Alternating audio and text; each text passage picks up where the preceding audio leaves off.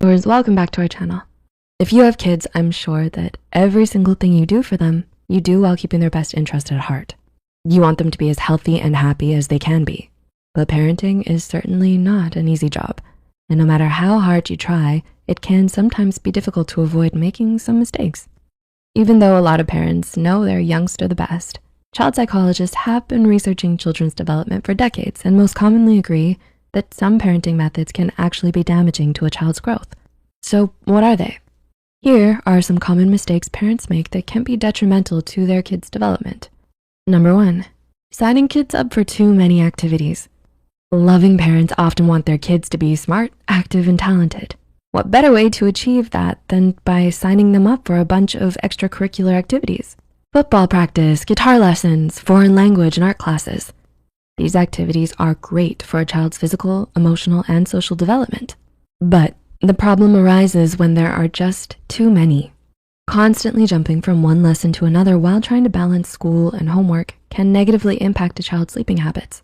It can also negatively affect their mental health as well, making them prone to depressive moods and making it difficult for them to cope with stress. But how much is too much? The answer is easy. Just listen to your children. Parents should be aware of how busy and stressed their children are, whether they express it to them or simply show signs. Also, follow the golden mean. Research published in Journal of Youth and Adolescence stated that children who were engaged in only a moderate amount of activity, compared to those with a larger amount of hobbies, had better results in school. By giving kids enough time for school, hobbies, play, and rest, parents can help them learn time management skills and relieve them of unnecessary stresses. Number 2, not allowing kids to say no. Sometimes it seems like from the moment our little ones start talking, the word no becomes their most cherished word. Questions ranging from, did you want to eat your veggies? To, will you share your toys with your sister? Are often greeted with a loud and clear no. And most of the time, this answer is followed by a parent's anger and frustration. I'm your parent. You can't say no to me. Of course, teaching kids respect towards their parents is important, but letting them, moreover, teaching them how to say no might be even more important. If children are never allowed to say no, they might not learn how to gain confidence, how to communicate their boundaries, or how to stand their ground. This can become a big problem once they grow up to get into romantic relationships or start working. According to 2008 research on child development, while arguing with their parents by saying no, children could bring that attitude to relationships with their peers and practice standing up for themselves. Of course, the goal is to teach them how to say no politely and respectfully, which in turn could help them protect themselves, maintain identity, and develop a positive self-image. Number 3, comparing children to others. Have you ever asked your child, why can't you be more like your brother? Or perhaps your parents used to tell you, look how good other children behave.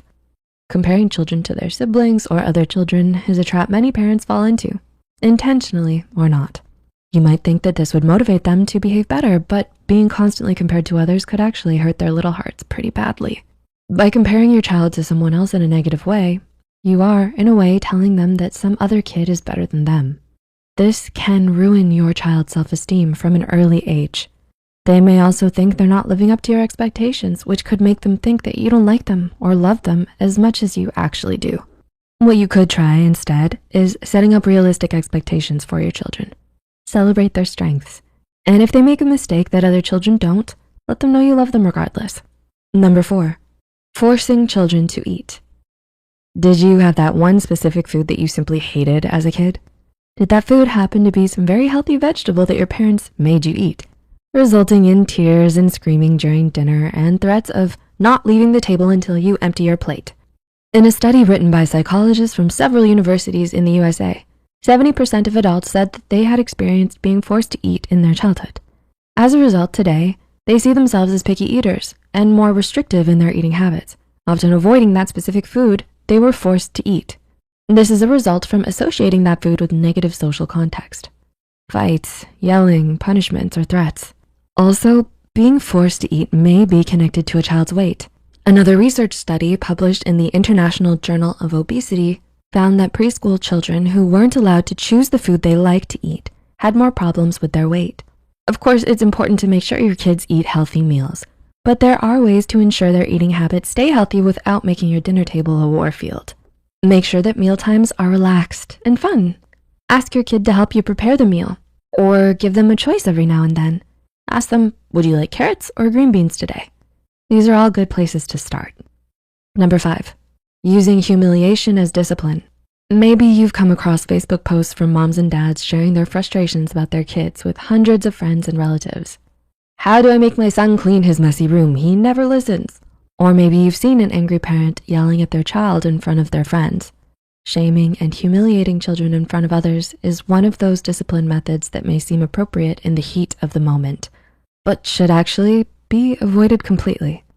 As stated by Andy Grogan-Kaler, an associate professor of social work at the University of Michigan, shaming a child or making them feel degraded leads to all kinds of behavioral and emotional problems in the future. Children who are shamed in front of their friends can feel embarrassed, cry in shame, and repeat the same mistakes because of the nervousness they feel. This way of dealing with children's bad behavior can also make them become socially anxious as a result of the shame they feel, and they can become depressed or aggressive as a result. It can also set them up to be bullied in school, as well as lose trust in their parents. So when your children choose to misbehave, it would be best to take them aside and have a private conversation.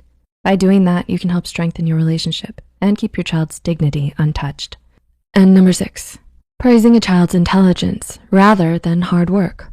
Did you get praised about the work you put into studying, or only praised on the perfect grade? Not many things in life make a parent more proud than seeing a big red A on their child's school report. Naturally, the next thing you'd want to do is praise them. You did such a good job. You are so smart. There's nothing wrong with praising your children, of course, but focusing your praise solely on their abilities rather than their hard work can actually be bad for their future motivation and beliefs. American psychologist Carol Dweck thought about this in her mindset theory, where she connected praise, achievements, and motivation. According to her, praising children only for their intelligence leads towards the creation of a fixed mindset.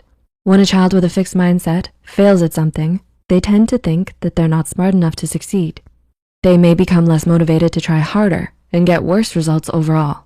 But if you focus your praise on your kids' efforts, saying, good job, you must have worked very hard, those kids will believe that even if they fail, they can achieve better results if they try harder. They're motivated to keep pushing and learning, and they tend to do better at school. So it's best to keep that in mind the next time your child brings home a perfect test score. Do you relate to some of these points as a parent? Let us know in the comments down below. Or maybe your parents made some of these mistakes while you were growing up. Even if that is the case, the take-home message is simple. There's no such thing as a perfect person. No such thing as a perfect parent. Finding ways to better yourself every day, learning as you go to avoid mistakes, and most importantly, giving your kids unconditional love is all that matters in the end. Feel free to like and share this video if it helped you or you think it could help someone else. Don't forget to hit the subscribe button and notification bell for more videos like this. Thanks so much for watching and take care.